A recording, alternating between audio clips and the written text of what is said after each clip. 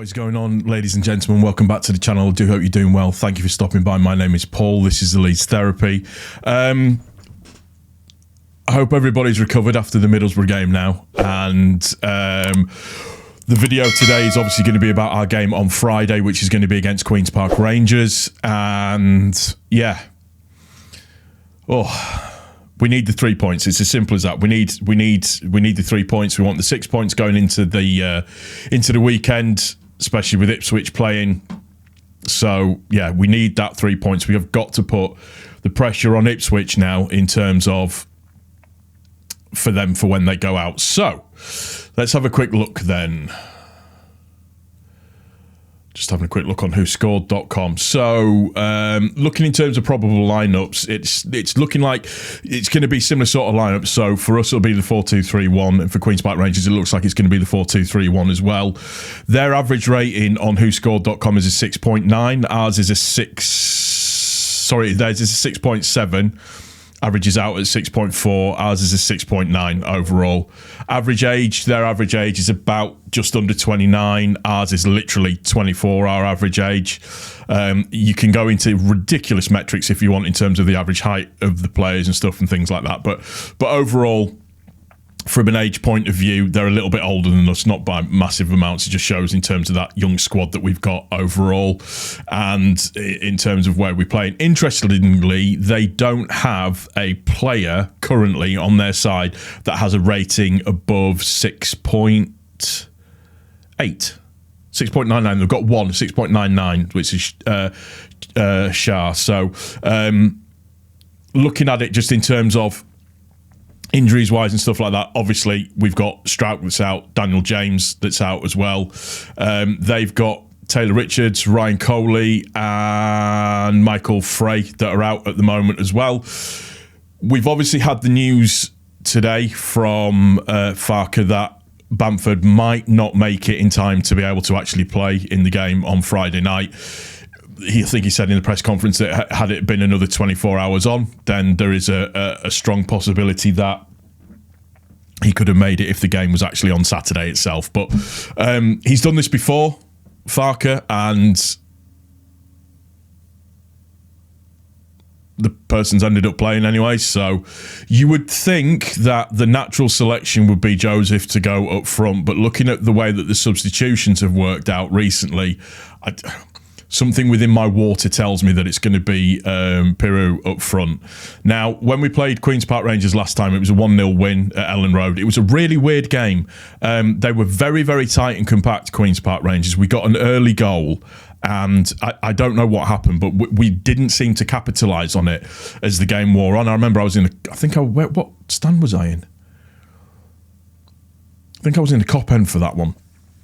And it was just a really, really odd game. We were just starting to come out of that horrible period that we were in, excuse me, in terms of games that we played, the way that we played them, etc., so on and so forth. So it's going to be interesting to see how this game turns out. So let me have a look and see. Let's see, in terms of team news wise, QPR have got the 3 injuries. Daniel James, about his oblique and abdominal tear. Yeah, no changes expected from the Leeds boss. But in fairness, like we said, we're not 100% certain with regards to Daniel Farker so far in terms of how they play and what they actually do. So let's look at Queen's Park Rangers a little bit more in depth in terms of how they've played in their fixtures, etc., so on and so forth. So in the last 6 games, they have won 3, lost 2, drawn 1. Their last win was against, let me see, Queen's Park Rangers. Sorry, no, it wasn't. Sorry, that's them. Their last win was against Preston, and that was at home. Their last loss was at home as well. So that's interesting. They've lost the last 2. They've lost a couple of games at home, apart from the last one, which is against Preston. But kind of up and down form, so to speak. They're pretty much just in terms of the way that they play, etc., so on and so forth. So looking at it, I'm just trying to see if there's any correlation in terms of teams that we've played. No, the big one is Hull, obviously, that we beat, and they lost 3-0 to Hull away at Hull. beat Preston at home, and then in terms of us, it's us up next at home again as well. And then let's just have a little bit of a further down. So in terms of their overall strengths, attacking down the wings, they're good at that. Aerial duels, they're good at protecting the lead, stealing the ball from the opposition. Their style of play is attempt crosses often, attacking down the right, attacking down the left. They play with width, they're aggressive, and opponents will play aggressively against them, allegedly. So this is what it's saying on here. Their weakness is finishing chances, defending set pieces, defending against long shots. Please just take shots outside of the box. Nonto, I am talking to you. Keep doing what you're doing. And defending against through ball attacks, which is something that we're actually quite good at. So if we can get it right, and if Rutter's on his game, if he's playing and the ball's put through correctly, then hopefully that should put us in good stead for the actual game itself. So yeah, their average formation 4-2-3-1 is the way that they play. Let's have a quick look. Where's the statistics on attacking stuff and things like that? So offensive, defensive. There we go. Defensive, offensive. So it does say that they like to attack down the left-hand side and attack down the right-hand side as well. The last match that they played, 4-2-3-1. And that was there, so that's fine. Okie dokie. So let's have a quick look at the preview game again. Scroll down and just see where we're at. If we've got, here we go. No, that's not it.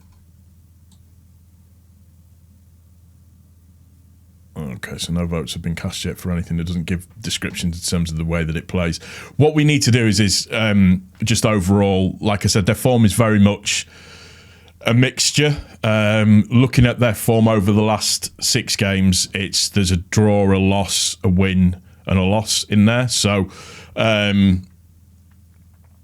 we need to go there with confidence. We need to go there with drive and desire.